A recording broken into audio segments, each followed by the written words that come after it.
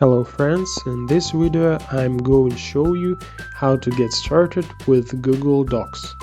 Like and subscribe, support this channel, thank you so much. Let's start. You can log into Google Docs using the link, but still, in order to work in any Google service you need a Google account. We'll log into the Google account. Enter the login, click Next, then we enter the password.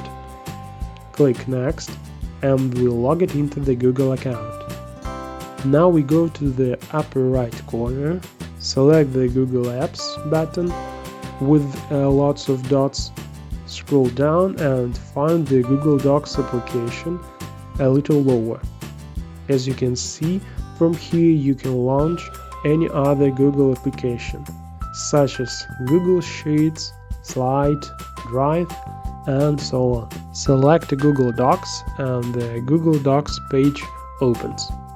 To create a new document from the main page of the service, you need to click on the Empty File window in the upper left corner or select any document template.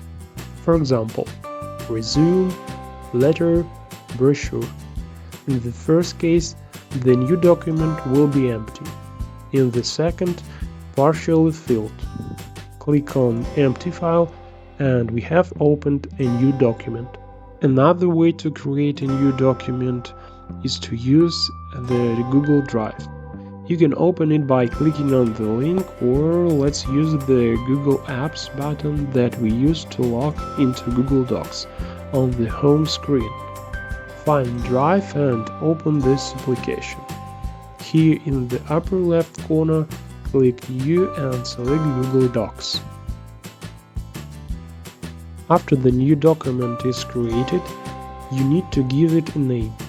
This will make it easier to find it in the future. To do this, select New Document in the upper left corner and enter your name. You don't need to save data in Google Docs separately.